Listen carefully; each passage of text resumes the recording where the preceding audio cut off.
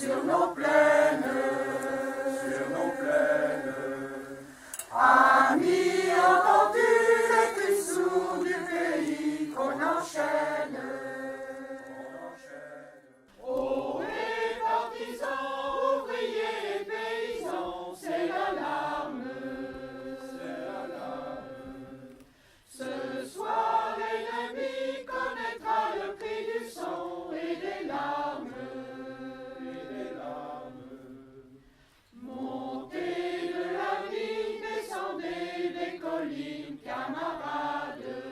Les anciens combattants et résistants qui ont connu cette période sont disparus, victimes de la loi de l'âge. Il nous revient la responsabilité de rappeler cette mémoire. J'aimerais que notre jeunesse médite cette inscription sur la plaque. Fusillés en ce lieu pour la défense de nos libertés. Nous devons nous souvenir, en ce 70e anniversaire, du sacrifice de ces jeunes qui n'ont pas hésité à saboter la machine de guerre nazie, en pleine connaissance de cause des risques, et rappeler que si nous vivons dans un pays de liberté, nous le devons à leur sacrifice.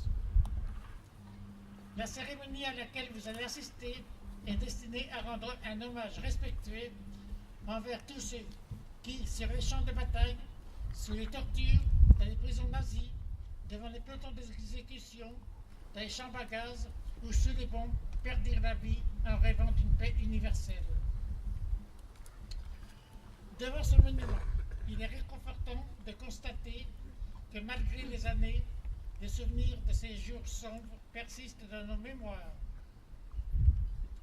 Oh, les partisans, ouvriers et paysans, c'est l'alarme. Ce soir, l'ennemi connaîtra le prix du sang et des larmes. Montez de la ligne, descendez des collines, camarades. Sortez de la paille, les fusils, la mitraille, les grenades.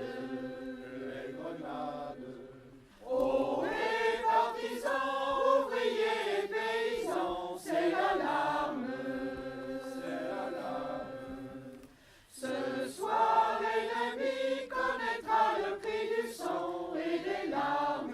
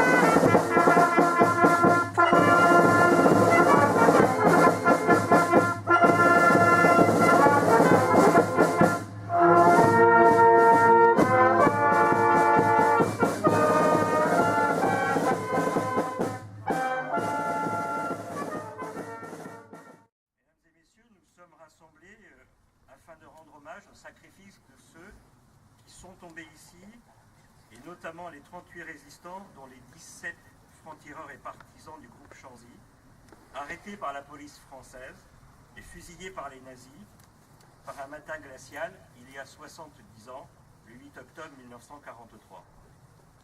Leur engagement dans la résistance, leur courage en font de véritables héros, comme l'a si bien écrit André Chêne.